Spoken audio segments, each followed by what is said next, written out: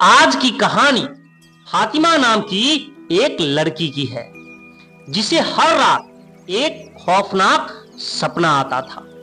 लेकिन क्या वह सिर्फ एक सपना था या फातिमा के साथ कुछ भयानक घटना घटने वाली थी? जानेंगे आज की इस कहानी में। दोस्तों चलिए बढ़ते हैं कहानी की तरफ। फातिमा के सपने में हमेशा एक परछाई दिखाई पड़ती थी जिससे डरकर वह उठ जाया करती। बार बार डरावने सपनों के कारण फातिमा ठीक से सो नहीं पाती थी। फातिमा ने अपने सपनों के बारे में अपनी मां से कहा, लेकिन उसकी मां ने इसे केवल एक बुरा सपना मानकर टाल दिया।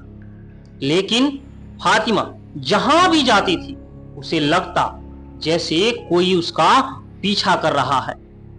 उसे लगने लगा जैसे कोई अदृश्य शक्ति हमेशा उसके आसपास भटकती रहती है।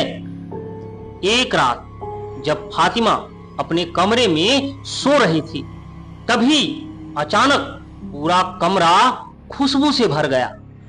फातिमा उठकर बैठ गई। उसने अपने आसपास देखा पर वहां कोई नहीं था। तभी कमरे में चारों तरफ नीली रोशनी फैल गई। नीली रोशनी में एक काला साया फातिमा के सामने प्रकट हुआ।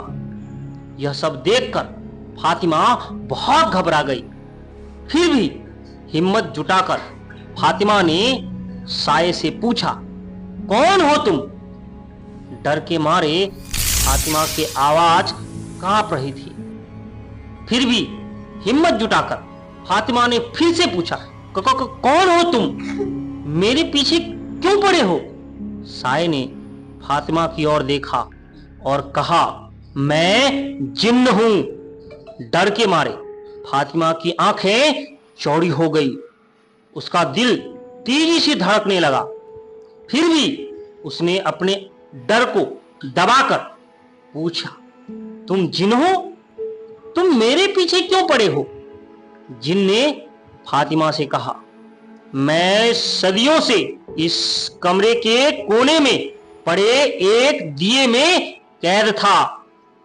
फातिमा को यकीन नहीं हो रहा था कि वह एक जिन से बात कर रही है। फातिमा ने पूछा, तुम कैद कैसे हुए? किसने तुम्हें कैद किया? जिन ने एक गहरी सांस ली और कहा, बरसों पहले मैं एक लड़की से बेइंतहा मोहब्बत करता था। मैंने अपनी तिलिस्म शक्तियों की मदद से उस लड़की को अपने वश में कर लिया।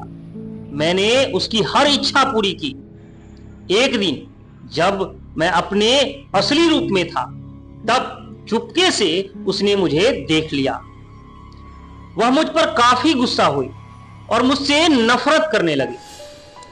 तब फातिमा को यह सब सुनकर काफी हैरानी हुई।